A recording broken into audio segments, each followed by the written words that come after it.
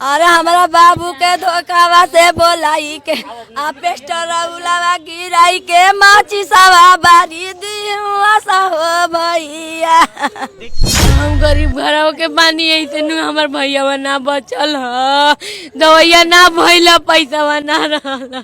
अरे बाबू पेट्रोल डाल के आपके बच्चों को मार दिया गया है। बाबू के सलैया से जराई के आ रखी दिहुआ सा हो बाबुआ। सलाई से? हाँ आ पूरा लंगटे ही कही के आ डोलले बड़ा सा हो बाबुआ। क्या नाम रहला आपके लिए, क्या बताएं? राजकुमार। राजकुमार। कितना साल उम्र रहला उनका? 19 साल के बचावा हमारा बड़ा न हो बाबुआ। देखिए एक माँ है और माँ कितना तड़प रही है अपने बच्चे के लिए। 19 साल का इनका लाल था और आज इस दुनिया में नहीं है। आओ कनी के फसिया चाहिए हो लगावे। किसका इसमें हाथ है माता जी, किसका हाथ है बताइए आपके? लड़किया के भाई के ना बा, सुजीतवा के ना बा हो दादा। ओकर बहिन बोलाई के धोखा से हमारा लड़का के एक दिन पिटावा वाले बे, दूसर का दिन फुकावा वाले बिया हो दादा। दुर्गेश नाम हो। यहाँ पे उनकी बहन है, क्या नाम है आपका? नेहा।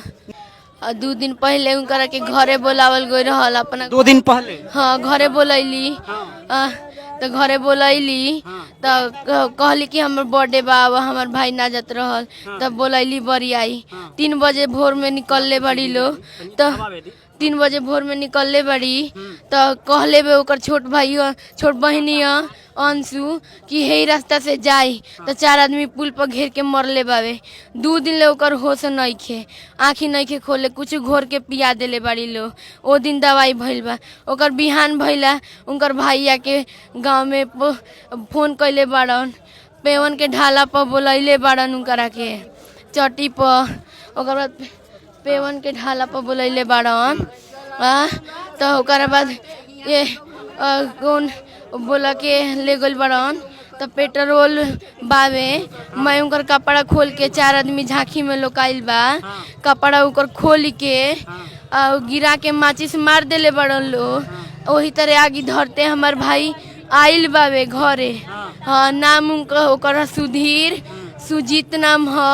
ओकर जौन करवैले बे ओकर संगीता नाम ह। हाँ सुनीता नाम ह ओकर बहिन के। दुर्गेश फूकले बा हमार भाई के।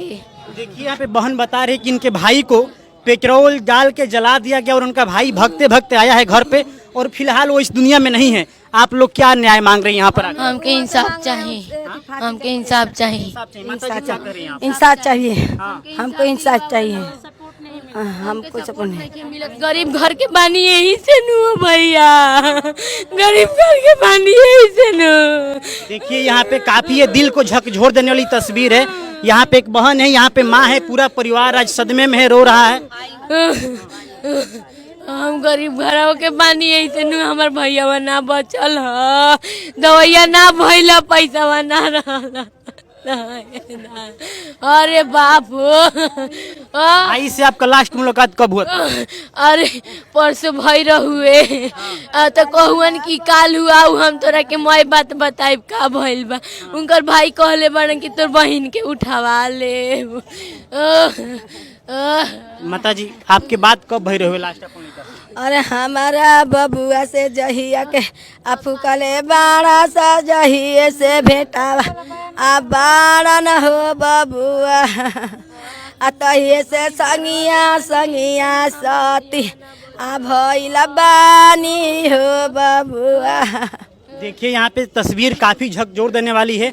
यहाँ पे माँ है, बहन है, परिवार के सभी लोग बिलख रहे हैं, रो रहे हैं कि आखिर इनका बेटा इस दुनिया में नहीं रहा, लेकिन इनको न्याय चाहिए। अभी आप लोग पुलिस एसपी ऑफिस में गई थी, वहाँ पे क्या कहे हैं सर ये बताइए? बोले हैं कि अन्याय दिलवाएंगे हम आपको। न्याय दिलवाएंगे? हाँ पकड़ के लाएंगे, 1 घंटा में सबको पकड़ लेंगे।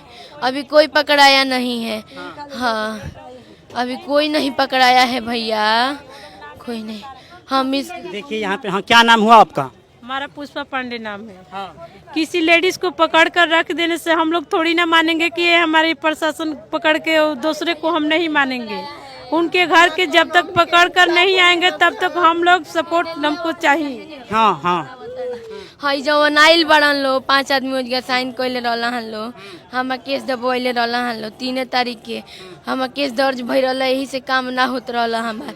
ए बार से हमार काम होता कुल तनी मतलब लापरवाही भी काफी भइल बा। लापरवाही बहुत भइल बा भैया। ओजगा बेचू भर्ती रहला हन, ओजगा डॉक्टर खाली सुबेरे आई सांझी खानाई हनु ओकरा बाद गोइला पर डॉक्टर खेत देत रहल ह। ओजगा से कहता कि हमार ड्यूटी बा खाली सुबेरे ही सांझी खाना आईब और यो केहू के तो हम देखब।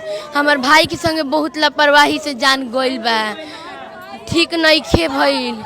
देखिए यहाँ पे बहन है और बहन का कहना ये है कि भाई पर ध्यान नहीं दिया गया, लापरवाही हुआ। अगर लापरवाही नहीं हुआ होता तो आज इनका भाई इस दुनिया में होता। हाँ रही बहुत लापरवाही भइल बा, दवाई नहीं खे भइल, डॉक्टर लगे ना आवत रहल हसन, बहुत लापरवाही भइल बा ये भैया। देखिए ये बहन काफी तड़प रही है, रो रही है। कहना इनका ये है कि गरीब थे इसलिए डॉक्टर नहीं देखा और लापरवाही की वजह से इनके भाई का जान चला गया है।